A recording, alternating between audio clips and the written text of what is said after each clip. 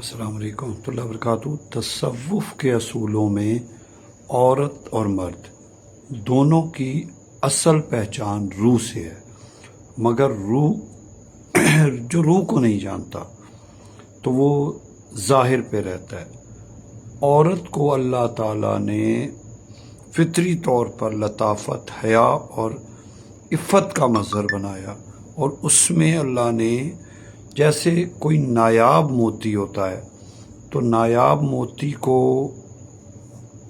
کسی خول میں، جیسے صدف ہے، اس میں چھپا دیا جاتا ہے اور تاکہ اس کا حسن قائم رہے، ویسے ہی عورت کو اللہ نے شریعت کے کچھ محدود قوانین کے اندر، احکامات کے اندر اس کے ظاہری عمل کو محدود کیا ہے۔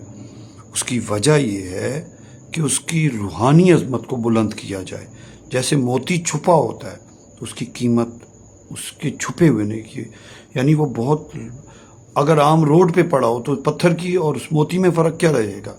اسی طرح عورت کو شریعت نے چھپایا، چونکہ وہ خاص ہے تو اس کو اس کا خاص ہی دیکھے۔ اس کی حفاظت میں حکمت ہے۔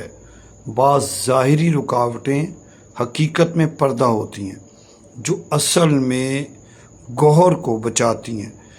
عورت کی جو عزت ہے، وہ عورت کو دین نے جہاں روکا ہے وہاں اس کی عزت کو زمانے کی میلی نظروں اور خواہشات سے بچایا ہے۔ باطنی ریاضت، مرد کا جہاد اکثر میدان میں ہے، عورت کا جہاد اکثر گھر اور قلب میں ہے۔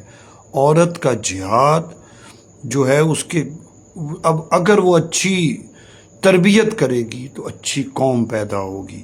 اسی لیے دونوں کا اپنا مقام ہے اور دونوں اللہ کے نزدیک مقبول ہیں۔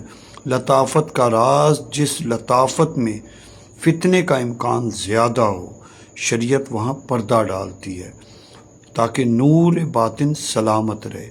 یوں سمجھو کہ شریعت نے عورت کو قید نہیں کیا، بلکہ اس کے گرد نور کی باڑ لگائی ہے تاکہ وہ دنیا کی ہوا اور ہوس کی یلغار سے محفوظ رہ سکے، اپنی اصل حقیقت یعنی عفت اور قرب الہی تک پہنچ سکے۔